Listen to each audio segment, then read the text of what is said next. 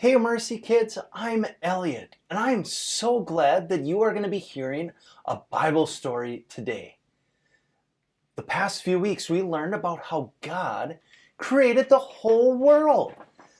That everything He did, He created it, and it was good. It is so fun to experience the things that God created. Now, after a while, the people on the earth, they made some bad decisions. They decided to stop enjoying God's creation. And so God had to make a plan. And thankfully, He chose a man named Noah. Now, if you know this story, you'll know that a lot of animals are involved in this story. Which brings me to a question. What's your favorite animal?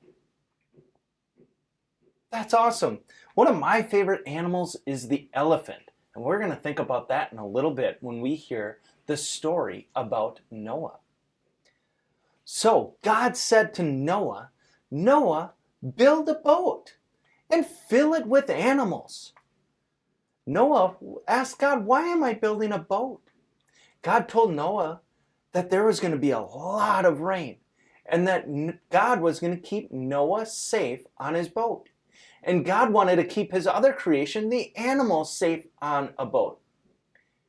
I've never been on a boat that could fit an elephant. Have you? Wouldn't that be crazy? To be on a boat with an elephant? Not just an elephant, but all the animals. 2 of each kind. Noah built a really big boat. 2 at a time, the animals crawled, flew, and waddled onto the boat. Noah and his family hurried inside. A storm began. For 40 days, rain poured from the sky. 40 whole days. That's a really long time for it to rain. A flood covered the whole world with water. This whole thing was covered with water. I can't even believe it. Finally, the rain stopped and the water started to dry up. Now Noah is on his boat and he still couldn't see any land. And so he thought he was going to send an animal to try to find land. Now that animal, I don't think was a goat, because goats can't walk on water or fly.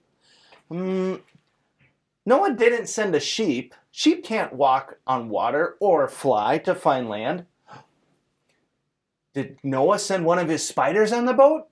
No. Noah sent a dove.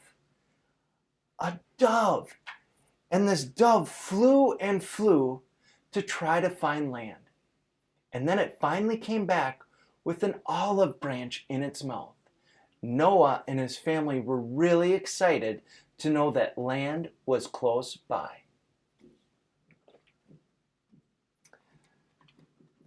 Now, they finally reached that land after the water had all dried up. Then 2 at a time, the animals slithered, hopped, and wiggled off the boat. Noah and his family hurried outside, and the flood was over. And then God put a big rainbow in the sky.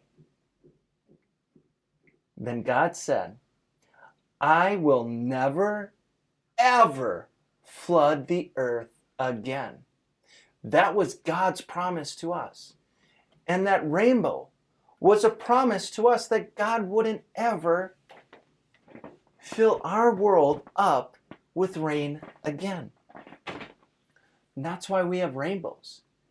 We can see a rainbow and be reminded that God is going to keep His promise, that He's always going to love us, no matter what. Whether it's rainy out or sunny, God is going to love us. And God keeps His promise. Well, thanks for listening to the story, friends. I'm going to pray, and then I hope you have a great week. God, thank you. Thank you that you love us. Thank you that you always keep your promise. Whether it's rainy or sunny, you are always going to love us. Thank you for keeping your promise. We love you, God. Amen. Have a great week, friends, and remember that God keeps his promise. Goodbye.